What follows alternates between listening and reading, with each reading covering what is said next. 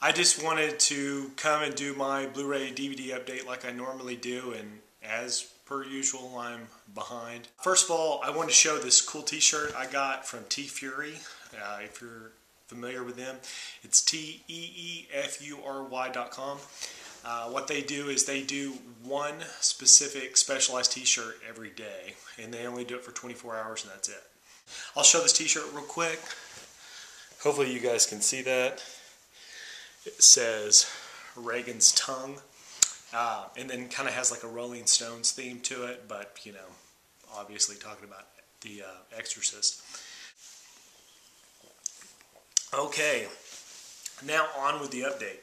I'm going to show a few things here that I just kind of have brief things to talk about, and that's fine because I feel like a lot of these you've already heard a lot about. This first one here, this is a sealed copy of Atlas Shrugged. I'd actually bought this because I'd seen that the first printing of this had been recalled because of the word self-sacrifice. And that's its own thing. I don't really want to get into all that because you can look it up real easily. There was a lot of like Yahoo News, you know, that kind of stuff that was floating around the internet upon the release of this. And they had a good deal on it on Amazon. So I thought, you know, what the heck? I'm going to take a chance and see if I get one of the first pressings of this before it sells out. And this is a first pressing and didn't have a slipcover, which I was kind of surprised. But I did go and watch this later. I watched it on Netflix just so I could actually see the movie, but I kind of wanted to keep that copy sealed since it's like an error or a you know, a misprint. And Atlas Shrugged is one of those movies that you're either going to respond to it or you're not. There's a lot of political information there that's kind of like subtext. And I don't really want to get into the debate of that, but I'll just say that if it works as a book as well as everyone says, because I haven't read the book, I've read parts of it in college classes, but the movie itself, it has its moments, but for the most part, it seems like they tried to connect so much of that book that it just drags. I don't think it's quite as moving to people that you know, fall into the mindset that they don't believe certain things that the book believes. But either way, I mean, I think you should definitely give it a shot.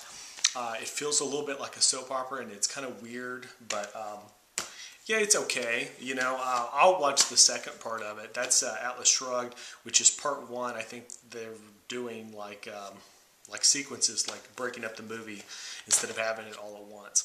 The next one I'll talk about, and these are in no particular order, I am literally just grabbing them out of the stack, is Take Shelter. And I was really blown away by this.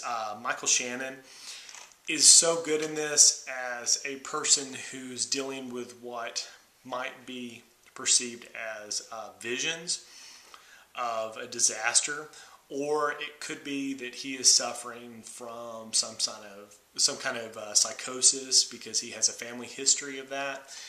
It walks a fine line between whether you believe or you don't believe. Kind of reminds you of like Frailty. I always enjoyed Frailty because you don't really know until you know. For then, it makes you see things from both perspectives. But what he does is he believes that there's a disaster coming, and he starts doing really peculiar things, and it really affects his personal life because no one seems to believe him. Most people think he seems so crazy that they're kind of afraid of him. I mean, like nobody wants to really deal with how insane his beliefs are and how they're changing. Definitely check out Take Shelter. I thought that was great. J. Edgar, I was kind of skeptical about seeing Leonardo DiCaprio as this role, but they did a really good job. I mean, even down to giving him the hairstyle that J. Edgar Hoover was kind of known for, which is kind of like this really short, sort of curly hair that's like really kind of just plastered down. But I always thought of J. Edgar Hoover as kind of this short, stocky guy. He was kind of a round-faced man. The way they did this, Leonardo DiCaprio actually pulls it off pretty well, because when he's young, you could see that, you know, the young J. Edgar Hoover would be thinner, you know, and be more normal, but I always thought Leonardo DiCaprio would probably be a little bit too tall and, you know, his face structure and everything, but actually they did a really good job. It's very believable. And I really enjoyed that. This next one here, there was a lot of information going around about this and a lot of hype, and I really didn't know how I felt about Another Earth, because I'd heard mixed things about it was really low budget. It was shot all on HD cameras, but it was shot at 720p to my understanding, and I didn't know how it would look, because it would be in essence like an up conversion. But honestly, this is actually a really good movie. And I don't know why I doubted it would, because it won a lot of awards, but it's about this girl as much as it's about anything else. It feels like the backdrop of this story is huge. Another Earth is dealing with a planet like Earth that is headed towards Earth, and you find out it's a duplication of Earth. And it's really bizarre. All this strangeness is going on, and it seems huge, like on the scale of like Earth changing to know this on that kind of level. You know, like everybody in the world understands such a different perspective of who they are and what the universe is about. And then at the same time, this girl's personal story is going on, and that's in the foreground. And her foreground story actually encapsulates what's really going on. And then this other Another Earth stuff is in the background. And it all comes together, but it's so funny because there are times when you're just like, you just want this girl to like kind of blur out and you want to see the big picture. And then her story gets to be so important and it gets so good that you forget about all this crazy stuff with this other planet headed towards Earth.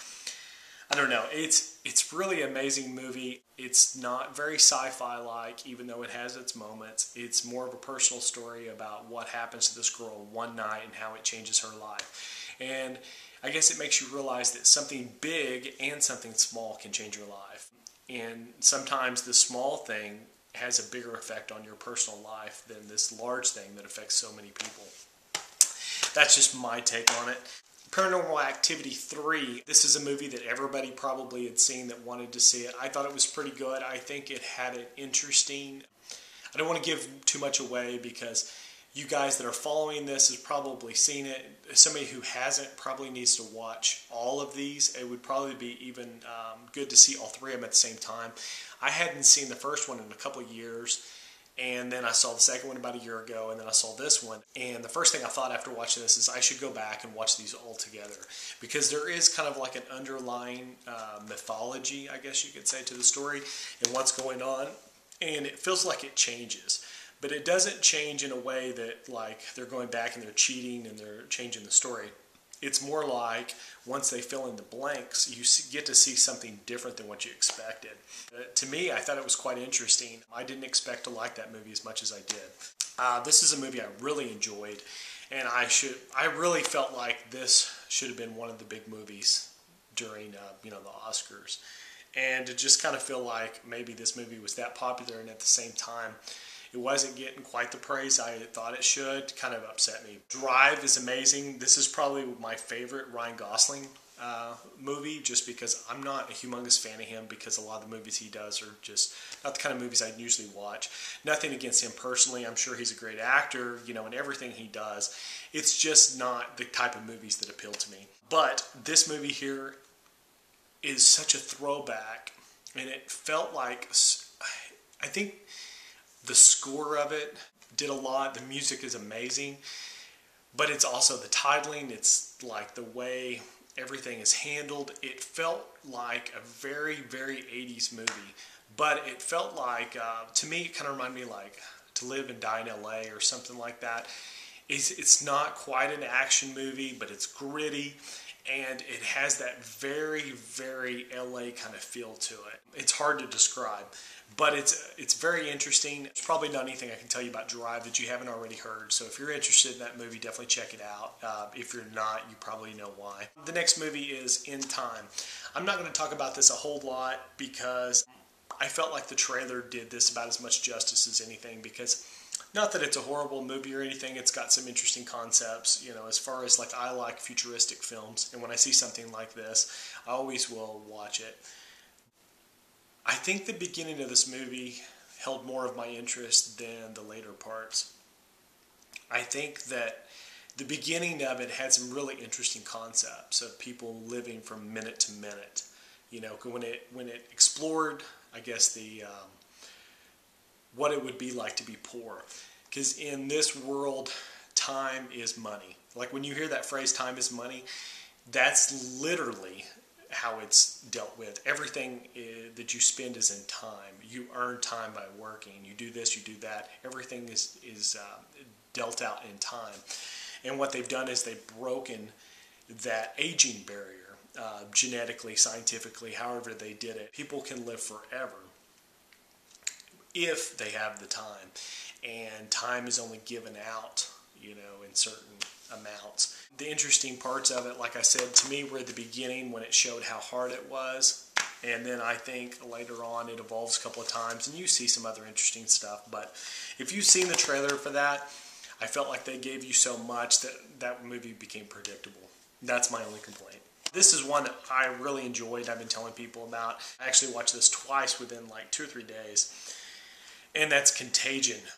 I think that if you saw a movie like Outbreak in the 90s and you thought how impressive that was, I saw Outbreak at the movie theater and it really was frightening because there's a scene in Outbreak where you can see the germs going through the air or the virus or whatever. And you had this moment where you're like, oh my gosh, that could be me. This could happen. Well, Contagion takes that to another level because it doesn't treat it like a big budget movie. It treats it like, here's the personal lives of these people that are affected by this. Here's the day-to-day. This doesn't skip over weeks and months with just the, you know, the president says this on TV and then it goes to this and this guy orders this evacuation.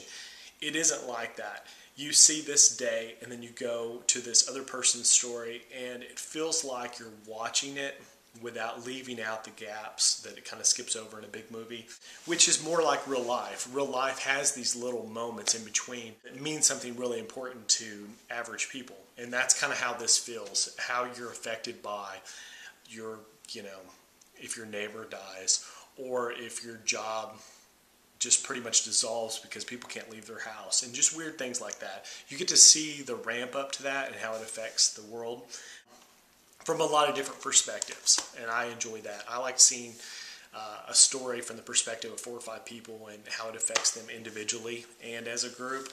Next one I'll talk about is another favorite of mine from this last year, and that is Moneyball. I thought this was a great movie. Brad Pitt is one of those actors that I didn't really enjoy him until probably the 90s, like the mid to late 90s, because the early 90s, I just felt like they were throwing him in these movies and he was eye candy for women. And now as he's getting older, I really enjoy him more as an actor. When you see something like this, he actually plays a really normal role. He isn't the standout performance that, you know, a big star like Brad Pitt. I mean, look how big his name is on this cover. They made it bigger than the title of the movie, you know. And at the same time, Jonah Hill and Philip Seymour Hoffman and all these, like, the characters that are around him actually play these really dominant roles in this movie. And I really enjoyed Jonah Hill in this. I think that's my favorite Jonah Hill movie. And it really showed his range. And I'm sure you guys have heard that before. Next one is another one of my favorites from last year, which is Warrior. If you have interest in UFC, you've probably seen this. If you're a die-hard UFC person, you may have issues with this just because some of the moments seem a little reaching. That stuff isn't that average, you know, that kind of thing. But then if you're a casual fan, you'll probably have more interest in some of that stuff than somebody that's not familiar with UFC. But the relationship type moments of this are actually probably some of the bigger things. Tom Hardy and Nick Nolte probably are my favorite in this. Joe Egerton, he was okay too. I mean, I think everybody did a really good job, but the standout performances to me were Tom Hardy and Nick Nolte. To me, those two seemed like they were playing almost the same role. Like Nick Nolte when he was younger, you know, like his character in this would have been probably a lot like Tom Hardy. And you kind of get that vibe, and they both have this, like, you know, this chip on the shoulder kind of thing. And you see Nick Nolte older, you know, in his life, and he's kind of given that up. And then Tom Hardy is still holding on, you know, and then you see all these different reasons why this works if you watched it. I don't want to give away too much because there's a lot of twists in that aren't really like a true twist. I mean, you see them coming, but the way they unravel it, it makes it really an inspiring story. This next one here is Dutch.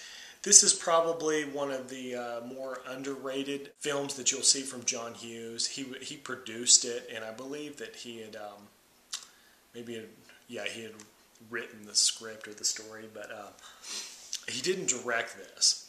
And I think, you know, there was probably a moment in this movie where I understood why it's not as popular as some of his other stuff, but at the same time, I kind of don't get why this movie doesn't get, you know, the respect of like an Uncle Buck, you know, Planes, Trains, Automobiles, or even, you know, I don't know, like it's not really a teen comedy, so you can't really compare it to like 16 Candles or Breakfast Club, but it definitely has like that Home Alone, you know, time period where he started doing more things with interaction between children and adult, you know, and it actually has a similar vibe to like Uncle Buck.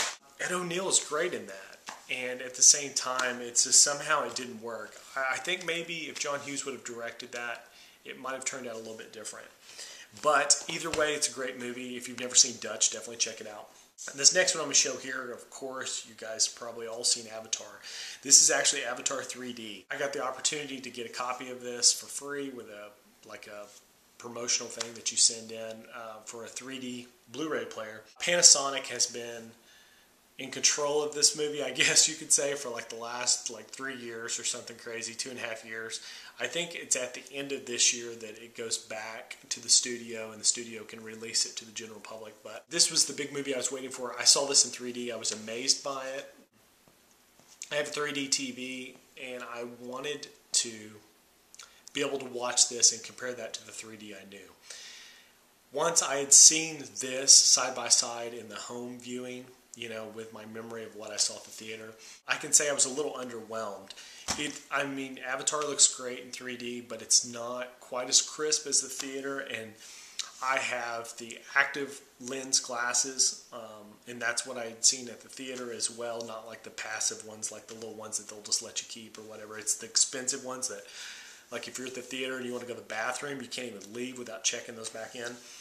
So, you know, I felt like I kind of saw it the exact same way, and then in the home setting, it just didn't have that same feel. So I was a little underwhelmed, but, you know, Avatar's Avatar. I've seen it a few times now, and so that's got to wear on you as well. The next one, and I watched this in 3D, and it was pretty decent, which is Final Destination 5. The 3D one, which I think was exclusive maybe to Best Buy. And it was decent 3D, and I think the movie was everything I expected it to be. It was a little predictable, but this is the kind of movie that being predictable is a little bit okay because you know kind of what's going to happen, but the way it's going to happen kind of sometimes is more important. Everybody in these movies are always going to die, you know what I mean? Like all the friends and all the peripheral characters. And how they can pull that off is the story. The next one is Star Trek, The Next Generation. This is the taste of TNG in high definition. If you guys are big Star Trek fans, definitely check that out. There's probably nothing I can say about the episodes themselves other than they look amazing. I thought they did a great job. The next 3 movies I'll show are all movies that you guys have all seen. These are all ones where I just upgraded my DVDs and I was impressed with all 3 of them as far as the transfers were great. Planes, Trains, and Automobiles looked amazing. I couldn't believe the kind of detail that I could see on this. And the extras were pretty cool. My older disc didn't have a lot of those extras, but I think those had been on a different DVD version. Those Art Pillows edition or whatever. This here, this Bueller edition of this has probably got a lot of the special features that were on this version of the DVD, but this one here, the transfer on it was great too. I was actually amazed with a lot of the detail that I saw in that I had never seen before, especially like in his room. License to Drive looked pretty good. I wasn't overly whelmed with License to Drive, but I thought it looked great in HD. It's probably one of those movies where the detail didn't quite I don't know, spur in me any kind of new reaction that I hadn't already had for seeing that movie in the past. California, very underrated movie in my opinion. This is one that I got from my cousin for kind of like a Christmas. Another great movie, and this one comes with a Blu-ray and a DVD. Probably nothing much I can say about that. If you've never seen it, this is one of my favorite like underrated 90s movies that nobody talks about. It's got a great cast, and I've talked about that several times. I just talked about it, I think, like in 2 different videos already. This one here is a movie that I really enjoyed. I saw this at the movie theaters in 2000, I believe it was, when this came out. Yeah, 2000. And I thought Traffic was a really, really gritty, interesting story. And when I heard that Criterion was putting it out, I had already had it on HD DVD, and I thought it looked pretty great. And I really didn't know what to expect to see this on Blu-ray from the Criterion, collection. But the thing that I thought was amazing is this, I think, and this is just me guessing. I haven't looked this up, so I probably should have. That would have been probably more helpful and more responsible on my part. But a lot of the scenes that are shot in Mexico, because this is a film that takes on the role of explaining the drug war from all the different perspectives, like a personal level from Mexico, from the U.S. government, all these different positions on how the drug manufacturing process, distribution, sales, addiction, all these different things, how they affect different people in different ways. Traffic has a unique way of showing each of those perspectives with its own kind of cinematography and its own kind of grittiness, I guess, at moments, and then other times like it looks like a very stately film. You get the idea that when you're dealing with the government, it feels a lot like a press conference kind of thing. Everything's crisp and people are sitting, in these little closed environments. It's kind of gray. You get to this very blistering sun, overexposed sections of the film when you're out in, Mexico, and it's kind of like, it feels like you're out in the desert. I think the stuff in Mexico was shot on 16 millimeter.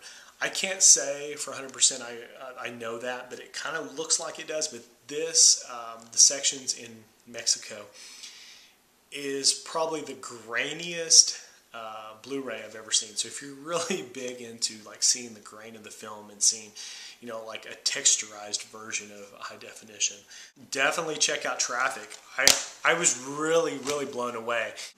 Not that, like seeing things super grainy is my deal. I don't, hold that to be the most important part of the film. But it's probably the first time, my girlfriend had never seen this before, and I told her, I said, oh, you got to see it, Traffic's amazing. When somebody like her, she is able to notice grain. Like, she's not one of those people that even understands really, what's the difference between seeing something grainy or, with that, when it's been DNR'd all to shit. But she was one of those people that she said, she goes, oh my gosh, like the first thing that she noticed was what it looked like, that graininess. This next movie I got from the Vine program, and it's called Hell and Back Again. If you're into documentaries and you want to see things about veterans, or if you want to see anything about the effect of war on like average people, this tells a really interesting story of what it would be like for those people. It's the story from one guy's perspective, but it feels like it's probably an experience that a lot of people had. But it doesn't show in in any kind of way where you can say that it's anti-war, it's not pro-war. It just says, here's this guy's life, and it shows his adjustment. And it plays out kind of, as you can see here, I'll flip this over. This is him in, I believe he was in Afghanistan. I don't remember. I believe so. That's another irresponsible thing on my half. But yeah, what he's doing is he comes back from the war, and it's pretty obvious he was injured, and he went through some ordeals, psychologically and mentally. He was dealing with some stuff, but it shows it in that parallel fashion. What you get to see is kind of like a flash forward, flash back, and what they do is they take all the footage of him from Afghanistan and they take all the footage from him home and they intersplice it. And you see how he deals with these circumstances side by side. I really thought that this was great. On top of being great, it's very, heartwarming at moments, and at other times it's kind of hard to watch. I mean, it's just life, you know. The next thing we'll talk about is The Thing. And it's kind of odd that they call this The Thing since it's a prequel. And I think a lot of people thought that this was going to be a sequel. I know that there was a lot of talk about a reboot or this being a sequel during the early phases of this when they kind of had an idea. This is a prequel to the 1982 John Carpenter's The Thing.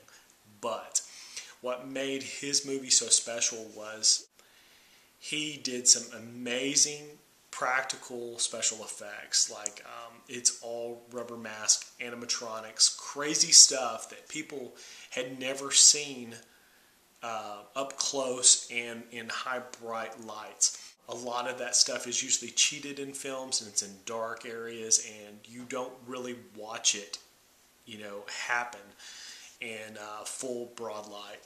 But it does. So then when you see something like this, it's kind of underwhelming and disappointing to see a lot of CG. The CG that's in here is good CG. It's not bad CG, but it's still, I mean, you can tell that that's not, you know, some kind of texturized piece of rubber or plastic or something like that. It doesn't look real. There are moments when it just looks like, you know, CGI. So I think that's going to be the most complaints you're going to hear about, you know, this film as far as it doesn't feel as faithful. I think a movie like 1982's The Thing has a very strong following, so it's going to be hard to really nail that prequel and make his, you know, people happy. And I enjoyed it. I liked how they, you know, synced together a lot of the story points from the 1982 The Thing, but that CGI really was the point in the story that I guess got to me the most. Otherwise, it was fine. The next one I got was just from yesterday. I got Justice League Doom. If you're fans of the old Super Friends and you remember the Legion of Doom and things like that, this is a very similar style thing where it shows what happens when you take something like the Justice League and inevitably it leads to, you know, an opposition team, you know, where the super villains come together. But the grittiness of these DC animated movies makes it so that it's you know, not cheesy like the old Super Friends type stuff. There are moments of this where I saw it and I was like, oh man, I was just kind of having flashbacks of certain things. But the adult nature, you know, idea of this being like I'm sure this is PG-13. Yeah, it is. It really kind of made it feel more realistic. I like that they had people like Cyborg in there, and a lot of the supervillains they picked, they were directly responsible for certain key things that happened to the superheroes that they were kind of, I guess, placed in there to stand across the table from. If you're going to go with a true team-to-team, you know, confrontation, the supervillains that they choose are actually pretty smart, you know, to choose the ones that they do, and then the way they bring them together to work together is actually really smart. And it actually makes a very incredible threat. You know, a lot of times you feel like, oh, you know, how could anybody, you know, take on the Justice League? You know, you've got Superman, you've got all these big, you know, superheroes. And then you start to see that they did a really good job of, you know, taking that. And I'm sure it's based directly on a story that was written for a comic. So you guys might not be surprised by that story at all. The next one are a bunch of just kind of like DVDs. I'll go through them pretty quickly. I got this from the Vine program, which is Revenge of the Electric Car. If you've seen Who Killed the Electric Car, this is a sequel to that, and it goes in a little bit different direction. Instead of being so focused on the history of the electric car and where it's at, you know, with all the gas price climate, it actually shows from after that, which is the race to build electric cars. The public has kind of accepted the idea of hybrids and electric cars since, you know, Who Killed the Electric Cars came out. And what you see instead is the competition aspect, which is interesting. I still really enjoyed it.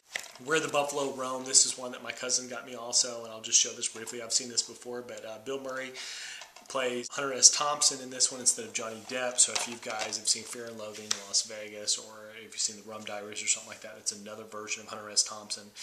Peter Boyle is in this as well. And this is one that I picked up just randomly. I found this at a Big Lots, which is Windy City Heat. This is on Comedy Central from time to time, but it's kind of hard to find on DVD. This is one that these guys pretty much play an elaborate joke on this guy here. Believes that he is the star of a film, and they go through quite a bit to make him believe he's really going to be in a movie. And it's kind of ridiculous at moments, and you feel so bad for the guy, but it's kind of hard to turn away. It's like watching a Borat style film. If you can't stomach, you know, that kind of embarrassment or whatever, then that's probably not the film for you. Here's another one that I found really cheap. I found this at Hastings for $1.50, which is Heavy Metal Parking Lot. You could say this is sort of a documentary. This is a really, really short film. I believe this is like less than 20 minutes. But either way, what happens is in 1986, a guy was going to shoot a documentary of this concert, and he gets kind of like some B-roll footage of the parking lot outside, and it feels like it's a time capsule is what it is. If you want to see like that heavy metal 1980s culture, you know, if you want to see them, you know, being themselves, not like, you know, what you would see in a movie or something like that, the actual real people. This is great. It's kind of hard to find, and it goes really quick, and like I say, it's like maybe 15 minutes or 20 minutes. It's not very much. It's definitely worth checking out if you've never seen it before. It's like get it on Netflix or something. The next thing I want to show is one VHS tape. That's all I got this month. And it was literally like 30 cents or something like that. And the only reason I got it really is because I'd watched the show recently, My So-Called Life. I had the DVD set, and after watching it, I had kind of forgotten my connection with that TV show. I'm roughly around the same age as the people in the show, and I felt like it was one of the very first TV shows that treated people from that time, like, you know, young teenagers, you know, that kind of people, treated them like they were adults. It didn't, you know, just talk down to them as a TV show. It actually just talked directly to them. And it felt like, you know, these were all people you could relate to, the characters like Angela. I always enjoyed My So-Called Life, and just for nostalgia reasons, I decided to pick up one of these VHS tapes, which I'm sure, you know, these are probably not that expensive, but when you get it for like a quarter or whatever I did, like it just seemed like a cool thing to get at the moment.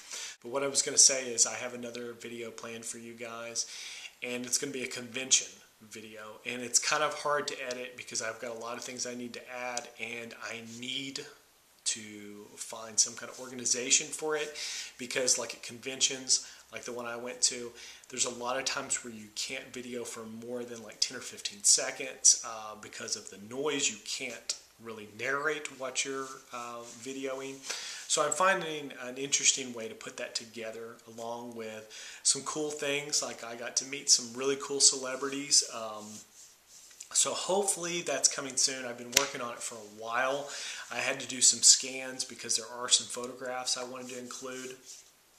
Other than that, I think that's it for now, but I will keep you guys posted on the progress of that convention video. And I may or may not be able to eventually do a 2011 convention. That was a little disappointing, but I have another convention like that from a year ago that I'd really like to show you guys. It's just, it's not, you know, the same quality of video. But that's it. I hope you guys have a good one, and I will talk to you again later. All right.